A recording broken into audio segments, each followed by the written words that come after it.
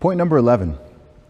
The science, which is different to science, has become a very rigid belief system for some people. And it's important to understand that true science is not dogmatic.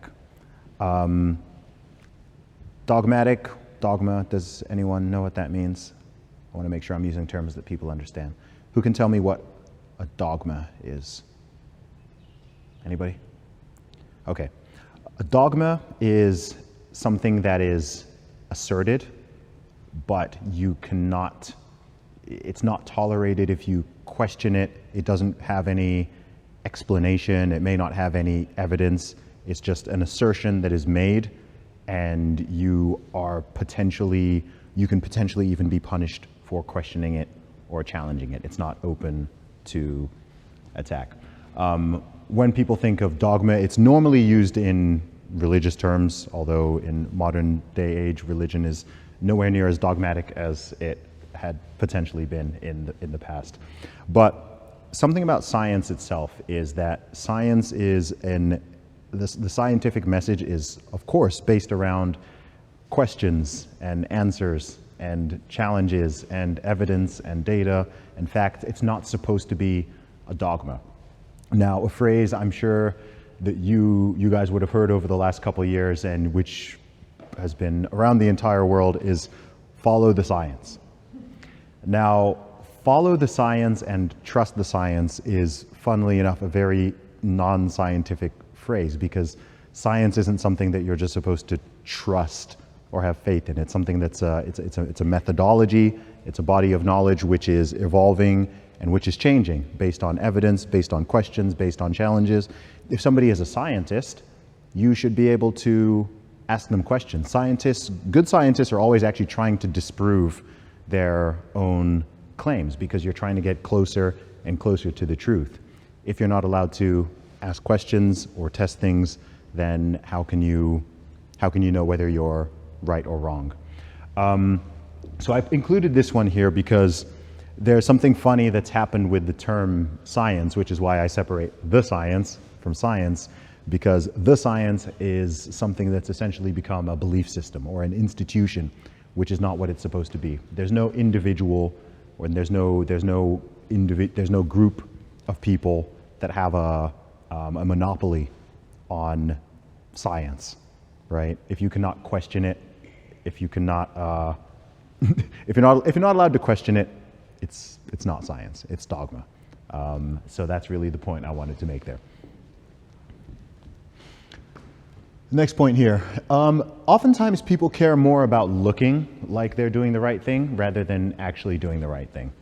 Now, this is an important one to understand just as you go through your entire lives, because sometimes looking like you're doing the right thing and actually doing the right thing are not one and the same. And I would argue that the latter is much more important.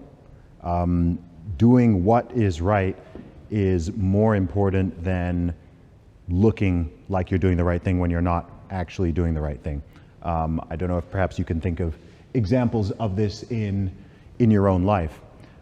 This is essentially the difference between being someone who is principled and who is acting on morality and ethics and virtue versus being someone who perhaps in real life and away from people, you're doing things that are really nasty and bad, and you're talking bad about other people, and you're spreading lies, and you're doing that, but then out there in public, you're pretending to be a really, really good person, right? That's not the right way to behave. So it's very important that you act and behave ethically. And when you are doing things in this world, I'm sure many of you are going to go on and you're going to go on and do and achieve all sorts of amazing things.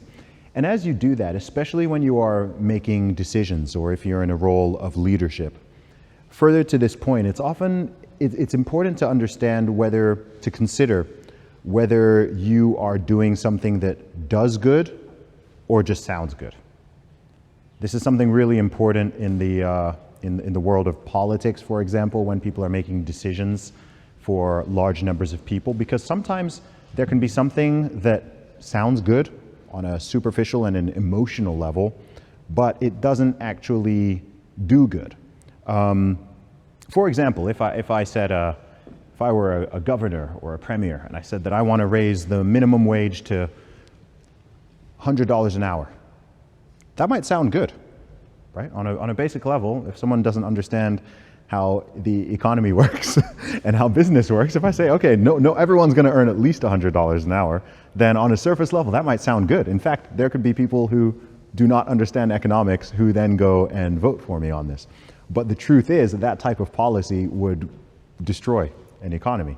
It would completely devalue the power of a dollar, and it would reduce purchasing power. It would cause a massive spike of inflation. It would cause businesses to shut down. It would actually lead to an increase in unemployment. It would cause all sorts of problems. So that's an extreme example of something that might sound good, but actually it does bad. Similarly, there could be, on the flip side, I can't think of an example right now, but there could be an example of something which doesn't sound good immediately, but it has the power to do good. It could be something that people are perhaps uncomfortable with, but over the long course of time, actually, it's a good decision. So it's something that's worth always considering, that just because something sounds good, it's not always something that's actually good and beneficial and productive, and it can also be true vice versa. Point number 13, comfort can breed complacency and a lack of vigilance. So what I mean by this is really important, especially as we all live in a modernized and civilized world. One of the dangers of that is because we are no longer, it's good that we're no longer generally fighting for survival day to day. If you think about human history and you think about how many billions of people still live around the world, people are still fighting for very basic things, to have food to eat, to have clean water, to have access to basic medical care, to protect themselves against natural disasters or even environmental predators. There are many people throughout, the story of humanity is really a battle for survival, right? People used to just work in farms or work in factories, and there were all sorts of dangers. If you didn't get enough rain in one year, you might have thousands of people, hundreds of people starve because there just isn't enough food to eat. Now, of course, we have very easy access. If you live in Australia or you live in the UK, so on, we have access perhaps to too much food. There's more people overeating than there are undereating. So we have access to all the very basic things that we need to survive. Food, shelter, clean water, and so on. We also have decent roads, we have electricity, we have the internet, we have lots of amenities. And that's all good.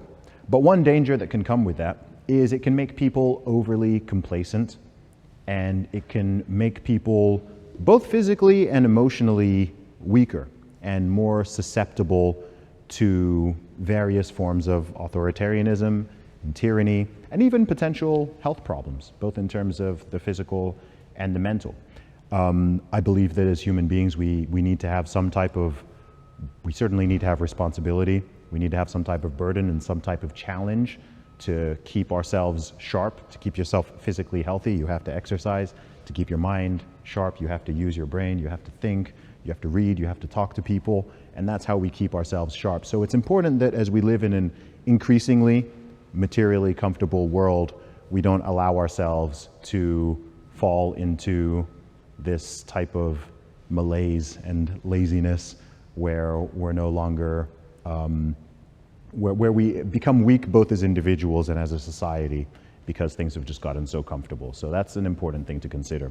Also, if you want to learn anything new, you're going to have to step outside of your comfort zone.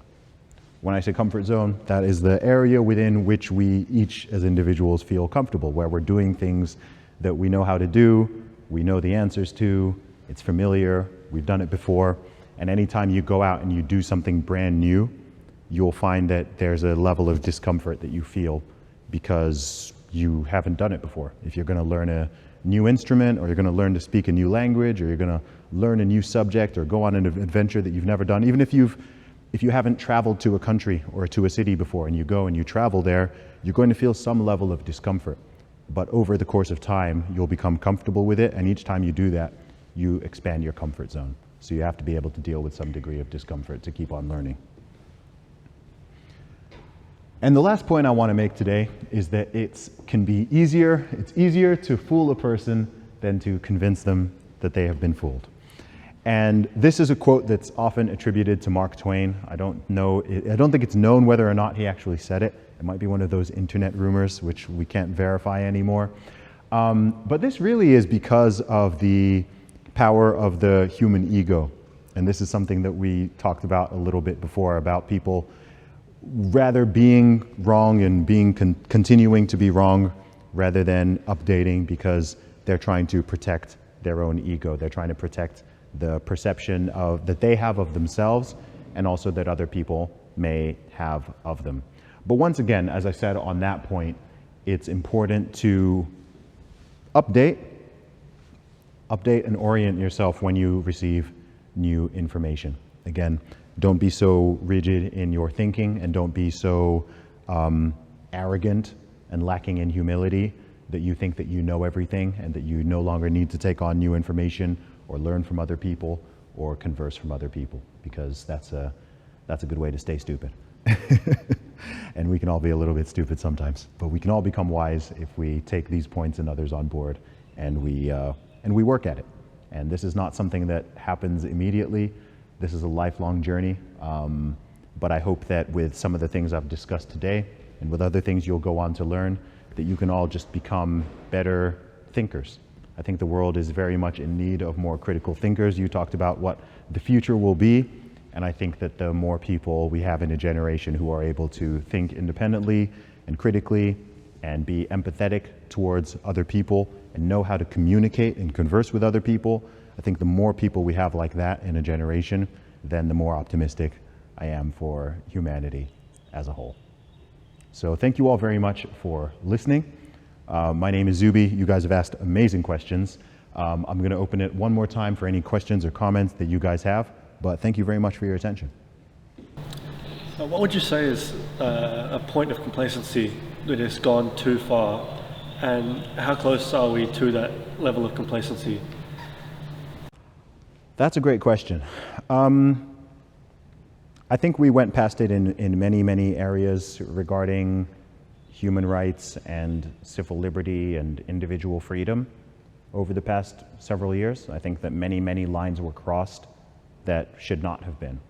And as I was alluding to earlier, I think that part of the reason why that happened is because things have been so comfortable. I think if you live in a modern Western country especially, it's easy to look at history and forget that history is still happening.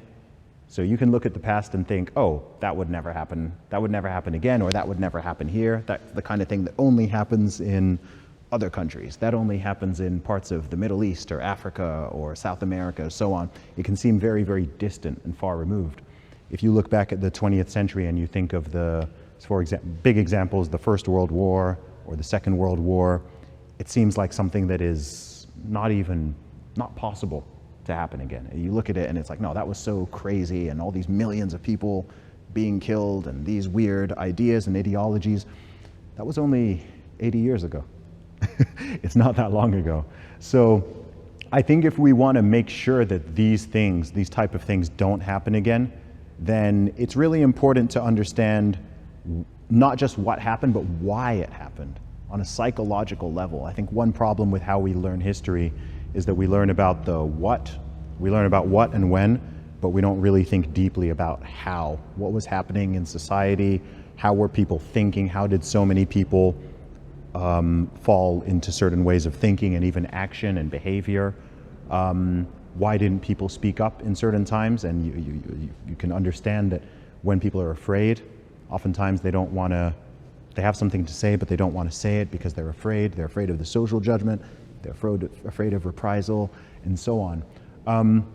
So I think that I'm glad that now, here we are in October 2022, and things are mostly going and getting back to normal, not just here in Victoria or in Australia, but around the entire world.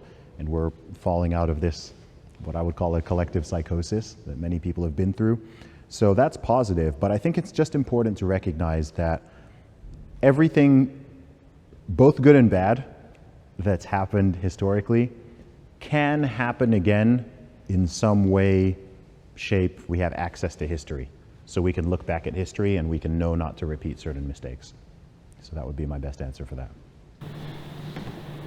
I would just like to say on behalf of the group, I really appreciate you coming out here and sharing your opinion with us, and I feel like it would really help us in the future. And I feel like it really made an impact on us. So thank you. Glad to hear, and thank you all for your attention. You've been awesome. The questions have been really good as well. So I'm happy to be here. Thank you.